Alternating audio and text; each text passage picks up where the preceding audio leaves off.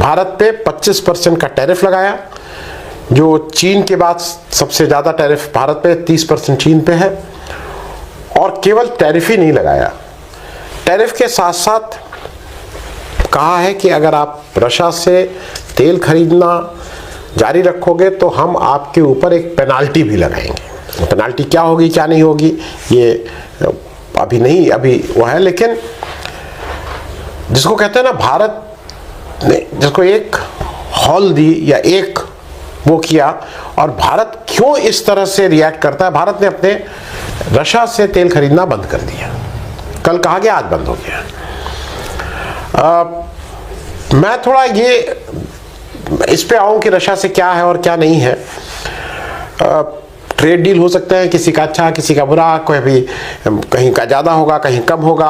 आप जानकार लोग बोल रहे हैं भाई आप जो भी बोलिए, भारत के जो रेट्स थे। अस्सलाम वालेकुम नाज़रीन, मज़ीद वीडियो कुछ सेकंड के बाद आपके साथ शेयर करते हैं। भारत के लिए आए रोज मुश्किलात बढ़ती जा रही हैं। अमेरिका ने चाइना के बाद सबसे ज्यादा टैरिफ भारत पर लगाया, 25% भारत पर टैरिफ लगाया, जिसके बाद भारत तो पहले ही परेशान था। लेकिन अब एक और नई खबर निकलकर सामने आ रही है कि अमेरिका की तरफ से कहा गया है कि अगर रूस से तेल खरीदा तो हम और ज्यादा लगाएंगे। नरेंद्र मोदी ने पिछले 12 साल से पाकिस्तान को बदनाम करने और पाकिस्तान को खत्ते में अकेला करने की भरपूर कोशिश की, लेकिन भारत को इसमें कामयाबी नहीं मिल सकी, क्योंकि दुनिया को पता चल चुका है कि भारत खुद ही अपने लोगों को मरवाकर पाकिस्तान पर इल्जाम लगाता है। और पूरी दुनिया को ये बात पता चल चुकी है कि भारत के पास बड़ी फौज तो मौजूद है, लेकिन वो फौज किसी दूसरे मुल्क के साथ लड़ने के काबिल नहीं है। तो चलिए आपको मज़ीद वीडियो की तरफ लेकर चलते हैं, लेकिन उससे पहले आप लोगों से गुजारिश है कि अगर आपने चैनल को सब्सक्राइब नहीं किया तो चैनल को सब्सक्राइब और वीडियो को लाइक एंड शेयर करना मत भूलें। वो सबसे ज़्यादा थे कम थे, वो अपनी जगह है, लेकिन जो भारत को ट्रीटमेंट मिल रहा है ट्रंप के आने के बाद, वो ट्रीटमेंट दोस्त तो छोड़ दीजिए, वो किसी कॉम्पिटिटर के साथ भी नहीं होता है, वो किसी विपक्षी के साथ भी नहीं होता है, वो किसी अच्छे दुश्मन, ये तो मतलब बेइज्जती की बात कर रहे हैं। एवरीडे रोज ट्रंप उठता है, जो भी उनको होता है, जो भी उनको भारत से दिक्कत है, उठते हैं, भारत को कुछ ना कुछ कहना ही है। मोदी जी के जो युद्ध की बात है, जिसमें मोदी जी गरजते हैं कि आपकी गोली नहीं गोला मारेंगे, जिस दिन मोदी जी बोलते हैं उसके आधे एक घंटे के अंदर ट्रंप फिर आके कहता है कि मैंने इनसे कहा था कि खबरदार बंद करो, ट्रेड करो, नहीं तो ठीक करता हूं तुम्हें। मोदी फिर आके धमकाता है, और बार बार कहने के बाद भी मोदी जी अभी भी ये हिम्मत नहीं जुटा पा रहे हैं कि नहीं, ट्रंप का इसमें कोई मतलब नहीं, बाहर वाले का कोई नहीं था, उसका कोई नहीं था, कोई इन्वॉल्व नहीं था। ट्रंप का नाम लेने में मोदी जी की सिट्टी पिट्टी क्यों गुम है नहीं मालूम। थोड़ा रशिया की बात कर लिया जाए, क्योंकि रशिया केवल क्रूड हम लेते हैं, वो तो बात करेंगे ही। क्रूड के मामले में भी बता दें, भारत में जो टोटल क्रूड इंपोर्ट होता है पूरी दुनिया से, जहां जहां से भी आता है, उसमें पिछले साल के जो आंकड़े हैं उसमें करीब 34-35% क्रूड ऑयल केवल रशिया से आ रहा था। ये सबसे बड़ा, 1/3 हमारा जो क्रूड का रिक्वायरमेंट है वो रशिया से आ रहा है। आप लोग उसमें कहेंगे कि उसमें इसका एक बड़ा हिस्सा अंबानी जी लेते हैं, फिर वो करते हैं, वो ठीक है, लेकिन रशिया से आ रहा है जो बाकी के मुकाबले बहुत सस्ता है। और चूंकि रशिया से हमारा डॉलर पेमेंट नहीं है, तो वो भी एक एडवांटेज है। ये सारी चीजें मैं मोटे मोटी आपसे डिस्कस कर रहा हूं। 2 नंबर पे इराक आता है। इराक 2 नंबर पे इराक है, करीब 21-22% क्रूड वहां से आता है।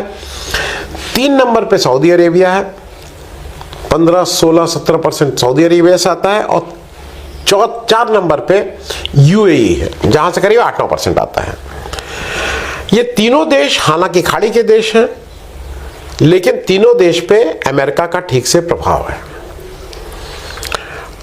इनसे रिलेटेड बात, और अमेरिका से क्रूड हमारे यहां कितना आता है? 1% करीब। अब अमेरिका कह रहा नहीं क्रूड हमसे खरीदो, अमेरिका की एक ये जिद है कि क्रूड तुमने हमसे खरीदना होगा। वो क्रूड महंगा भी पड़ेगा, वो मैं अभी उसमें नहीं जा रहा हूं भाई, तुमसे हम क्यों खरीदें, जहां हमारा पड़ता पड़ेगा हम वहां से खरीदेंगे। नहीं, हमसे खरीदो, नहीं तो हमें तुम्हें ठीक कर देंगे, हम तुम्हारे ऊपर पेनाल्टी लगाएंगे। एक बार भी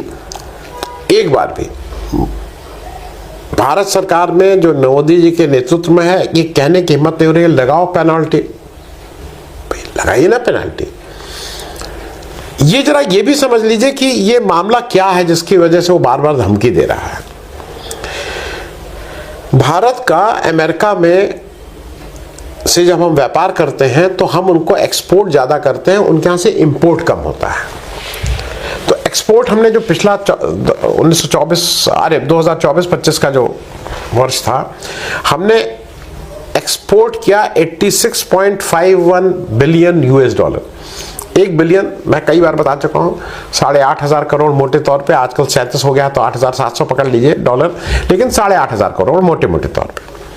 और इंपोर्ट अमेरिका से जब हमने खरीदा 45.33 बिलियन $। हमारा ट्रेड सरप्लस कितना है? हम अमेरिका को जो सामान एक्सपोर्ट करते हैं, जो खरीदते हैं, हम ज़्यादा भेजते हैं, एक्सपोर्ट करते हैं, जिससे हमें फॉरेन एक्सचेंज डॉलर की आय ज़्यादा होती है। वो 41.18 बिलियन $। है, बहुत ज़्यादा है। अब 2 पैरामीटर्स पे आपको ध्यान रखना होगा। आने वाले समय में ट्रंप की इस धमकी और उसके बाद ये जो 41.18 बिलियन $, का एडवांटेज हमारी है, ट्रेड सरप्लस है, ये घट के कितना रह जाता है, ये देखने वाली बात होगी, नंबर 1। नंबर 2, टोटल ट्रेड घटता है बढ़ता है, ये भी देखने वाली बात होगी, क्योंकि अब जो भी हम खरीद रहे हैं वो केवल अमेरिका की धमकी से खरीद रहे हैं। अमेरिका पहले दिन से ये तड़ गया है, जिसको कहते हैं। जब 13 फरवरी को मोदी जी किसी तरह से येन केन प्रकरण के नहीं, हमें बुला लो बुला लो बुला लो, वहां जयशंकर जी 6-7 दिन अमेरिका पड़े रहे इनको बुलाने के लिए, पहुंच ही गए तो इनको बहुत ही खराब ट्रीटमेंट दिया गया भारत को। ये बार बार कहा गया है, लेकिन उसको फिर से कहना जरूरी है। भारत के जो लोगों को डिपोर्ट किया गया, वो मोदी जी के आने से पहले हथकड़ी बेड़ी लगा के, अनप्रेसिडेंट, भारत में आज तक ऐसा नहीं हुआ, दुनिया के किसी देश में अमेरिका ने हथकड़ी बेड़ी लगा के इस समय नहीं भेजा सिवाय भारत के। और मोदी जी के आने के बाद तुरंत 1-2 दिन बाद फिर हथकड़ी बेड़ी लगा के भेजा।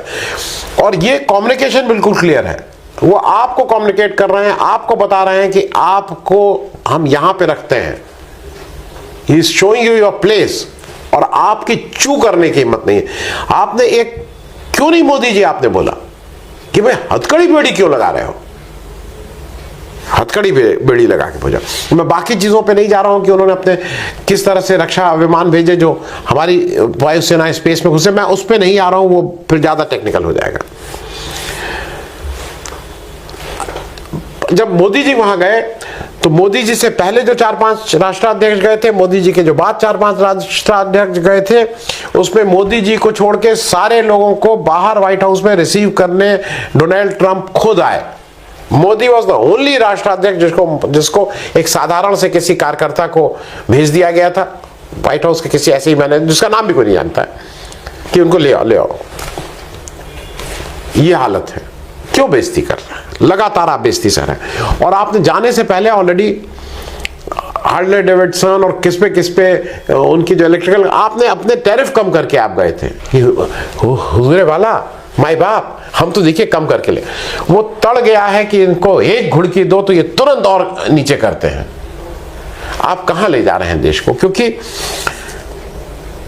कल मैं सुन के मुझे ताज्जुब हो रहा था, एक एंकर जिनको जो मोदी जी का जब उस समय उसमें चिप में वो बता रहे थे, जब नोटबंदी हुई थी तो बता रहे थे जब नया नोट आया है उसमें मोदी जी ने चिप लगवा दिया है।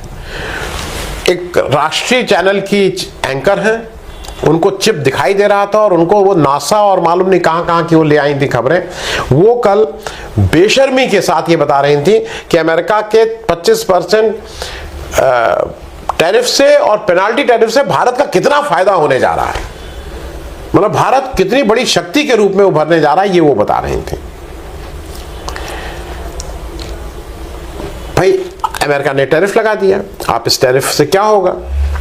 अमेरिका ये कह रहा है कि हमारी जो हम सबसे ज्यादा वहां दवा एक्सपोर्ट करते हैं या कुछ भी जो भी एक्सपोर्ट करते हैं, तो हमारे जो माल है उतना नहीं बिकेगा, यही होगा ना, हमारा माल नहीं बिकेगा। अब इसके बहुत से वो हैं, मेरे शो पे कल प्रोफेसर संतोष मेहरोत्रा आए थे, मेरी अरुण जी से, मतलब बहुत अलग अलग लोगों से बात हुई। एक बात हर आदमी मान रहा है कि भारत का जीडीपी गिरेगा, 0.5 गिरेगा, 1 गिरेगा, 1.5 गिरेगा, लेकिन गिरेगा। इसमें मुझे एक आदमी भी ऐसा नहीं मिला जो ये कहे कि नहीं नहीं गिरेगा नहीं, बहुत अच्छा होगा, जीडीपी गिरेगा, मतलब GDP will be hit. Bharat की जो मैन्युफैक्चरिंग है वो हिट होगी। इसको कोई, भारत में रोजगार कम होंगे। आपको अगर भाई जब आप जब वहां एक्सपोर्ट कर रहे हैं वही नहीं आपको ऑर्डर मिलेंगे तो आपके रोजगार कम होंगे। अगर आपने पढ़ा अभी टीसीएस कुछ 12,000 या कितने लोगों को ले ओवर कर रहा है, तो ये तो होने ही वाला है। तो मतलब इस टैरिफ से आपके को चौतरफा मार पड़ने वाली है। रिजर्व जो आपका कम होने जा रहा है वो मैं उसकी बात ही नहीं कर रहा हूं, क्योंकि समझने वाली बात यह है कि आपने अपनी कुछ विदेश नीति इस तरह की बना ली है कि आप बिल्कुल तनहा अकेले खड़े हुए हैं। आपका अपने जितने पड़ोसी राज्य हैं उनसे झगड़ा है। अमेरिका इस चीज को समझ लिया है।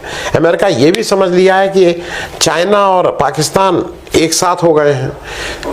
इंडिया के विदेश मंत्री ने खुद ही बोला है कि भाई China is a bigger economy, we are a smaller economy. तो उनके हिसाब से इट इज नॉट प्रूडेंट कि मैं बिगर इकोनॉमी से लड़ूं।